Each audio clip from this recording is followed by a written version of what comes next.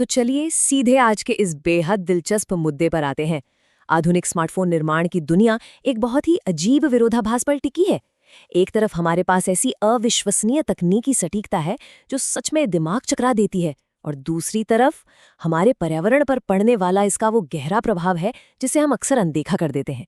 आज के इस विश्लेषण में हम गहराई से समझेंगे कि कैसे हमारी हथेलियों में मौजूद ये छोटे छोटे उपकरण दुनिया की सबसे जटिल फैक्ट्रियों और हमारी पृथ्वी के सबसे नाजुक इकोसिस्टम्स को आपस में जोड़ते हैं। अब जरा इस बारे में सोचिए।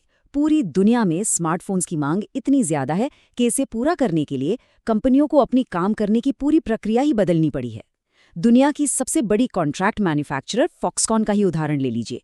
उनका लक्ष्य अपनी निर्माण प्रक्रियाओं का कम से कम 70% हिस्सा पूरी तरह से ऑटोमेट करना है। और वे ये कैसे करने वाले हैं? हजारों अत्याधुनिक रोबोट्स की एक पूरी फौज उतारकर, जिन्हें इंडस्ट्री में फॉक्सबॉट्स कहा जाता है। लेकिन ध्यान रहे, ये कोई आम रोबोट्स नहीं हैं।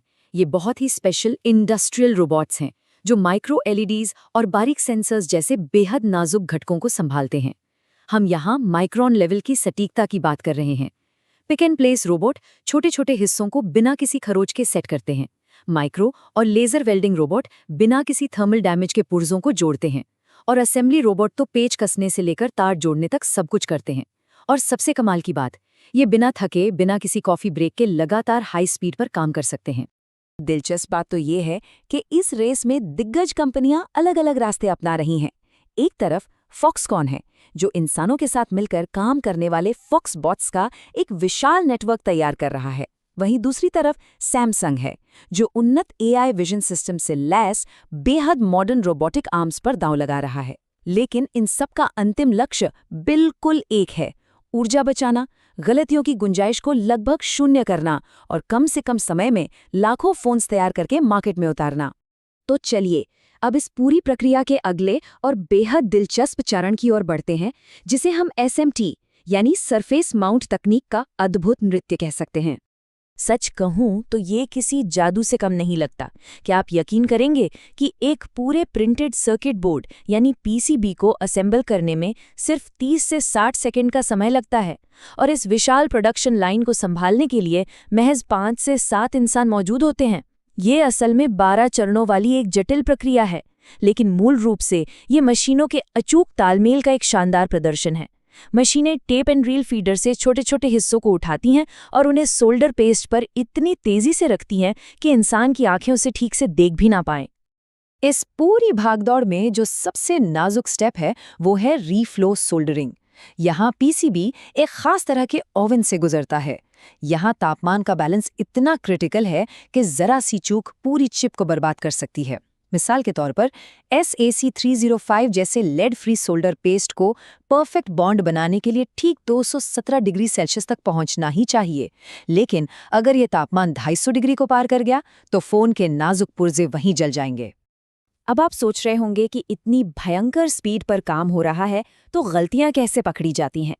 ठीक यहीं पर ऑटोमेटेड ऑप्टिकल इंस्पेक्शन यानी AOI सिस्टम की एंट्री होती है।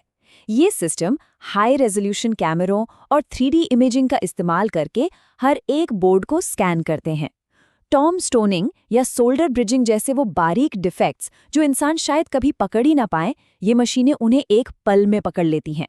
इससे ये सुनिश्चित होता है कि फैक्ट्री से निकलने वाला हर एक प्रोडक्ट बिल्कुल बेदाग हो। लेकिन, और यहाँ एक बहुत बड़ा लेकिन है, ये चमचमाती, बेदाग, ऑटोमेटेड फैक्ट्रियों की दुनिया अपने आप में एक अलग बुलबुला है। जब हम इस बुलबुले से बाहर झांकते हैं तो एक बहुत ही कठोर सच्चाई हमारा सामना करती है। इन अत्याधुनिक मशीनों को चलाने के लिए हमारी पृथ्वी एक बहुत बड़ी कीमत चुका रही है। हाल ही की फेयरफोन रिपोर्ट हमें एक बहुत ही डरावनी हकीकत याद दिलाती है। प्रकृति के इस अंधाधुंध दोहन के कारण पिछले 50 सालों में वन्य जीवों की आबादी में 73% की भारी गिरावट आई है। तो इस भारी कीमत को हम मापेंगे कैसे? फेयरफोन रिपोर्ट इसके लिए साइंस बेस्ड टारगेट्स नेटवर्क या SBTN फ्रेमवर्क का इस्तेमाल करती है। देखिए, बात सिर्फ फैक्ट्री की चिमनी से निकलने वाले धुएं या कार्बन उत्सर्जन की नहीं है। ये फ्रेमवर्क बहुत ही व्यापक है। यह हमें दिखाता है कि टेक इंडस्ट्री हमारी जैव विविधता, हमारी जमीन, हमारी मीठे पानी और यहाँ तक कि हमारे महासागरों को कैसे निचोड़ रही है। और यहीं से शुरू होता है हमारा अगला हिस्सा, वो छिपा हुआ पर्यावरणीय नुकसान जो अक्सर हमारी नज़रों से दूर रहता है। आपको जानकर हैरानी होगी कि आपके फोन का लगभग 75% पर्यावरणीय प्रभाव उसके बॉक्स से बाहर निकलने से बहुत पहले ही हो चुका होता है, यानी सप्लाई चेन में।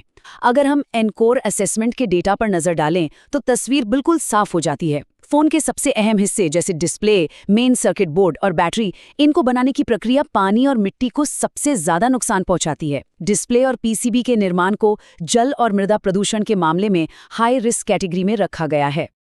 आसान शब्दों में कहें तो ये बड़ी बड़ी फैक्ट्रियां अपने आसपास के लोकल इकोसिस्टम पर कहर बरपा देती हैं। जरा सोचिए, सिर्फ एक बड़ी चिप मैन्युफैक्चरिंग फैसिलिटी को अपना काम चलाने के लिए लगभग एक छोटे शहर के बराबर ताज़े पानी की ज़रूरत होती है।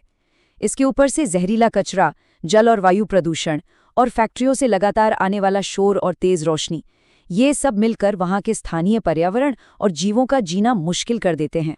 चलिए अब सप्लाई चेन में थोड़ा और पीछे चलते हैं और खनिजों के उन हॉटस्पॉट्स की पहचान करते हैं जहां से असल में ये सारी कहानी शुरू होती है। क्योंकि जिन शानदार रोबोट्स और नैनो चिप्स की हमने शुरुआत में बात की थी, वो हवा से तो नहीं बनते ना।